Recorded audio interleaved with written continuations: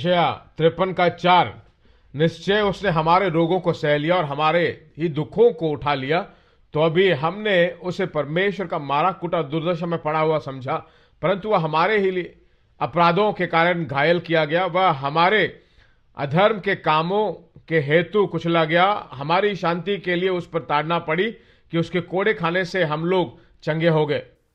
शुरुआत में क्या कहा है कि यहां पे फ्यूचर टेंस में बताएगी, नहीं यहां प्रेजेंट टेंस में कहा गया है।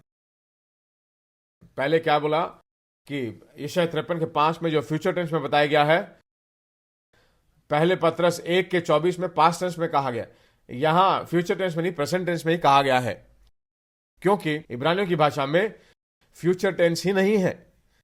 इब्रानियों की भाषा जब बोलते हो तो भविष्य काल में बोलते ही नहीं, एक वर्तमान काल में बोलेंगे या फिर भूतकाल में बोलेंगे।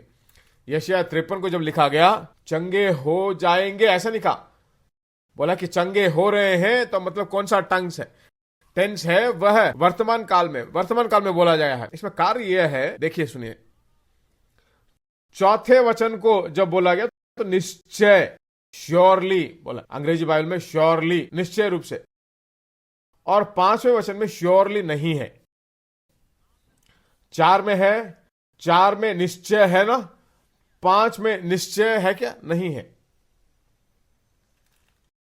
क्या बात है भाई, नहीं है ना, है या नहीं बोलिए। 4 में निश्चय शब्द है कि नहीं, 5 में है क्या, नहीं है, क्योंकि यीशु हमारे पापों को अपने ऊपर ले लिया, उसे ले लेते हैं, वहां पर निश्चय डालने की जरूरत नहीं है। यीशु हमारे पापों को उसने अपने ऊपर ले लिया, हां यीशु ने हमारे पापों को अपने ऊपर ले लिया, वो उनके लिए आसान है, पर उन्हीं लोगों को यीशु ने मेरे रोगों को भी अपने ऊपर ले लिया, इसको लेने में अपनाने में कष्ट है।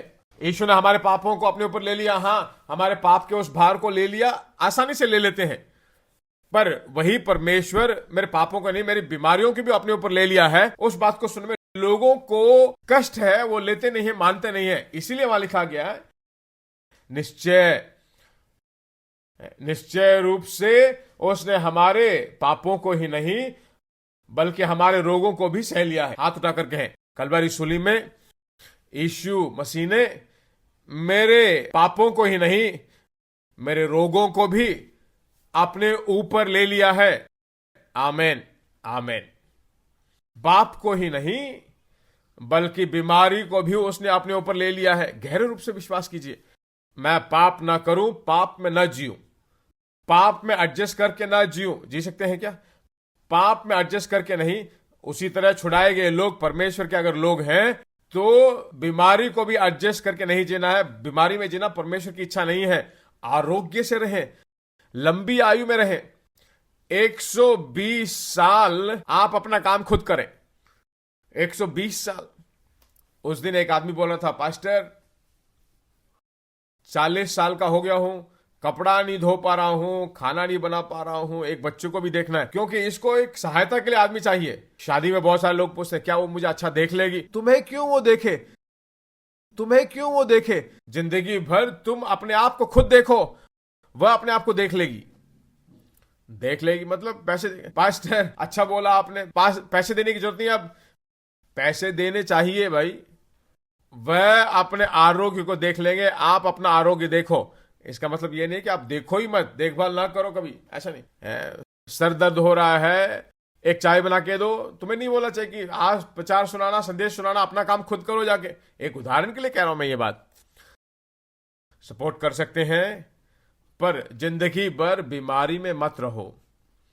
बीमारी परमेश्वर की योजना या उद्देश्य नहीं है हमारे लिए। इसीलिए कहा निश्चय उसने हमारे रोगों को सह लिया। इतना बड़ा दाम देकर उसने चुकाया है, तो आप और मैं बीमारी में न रहें।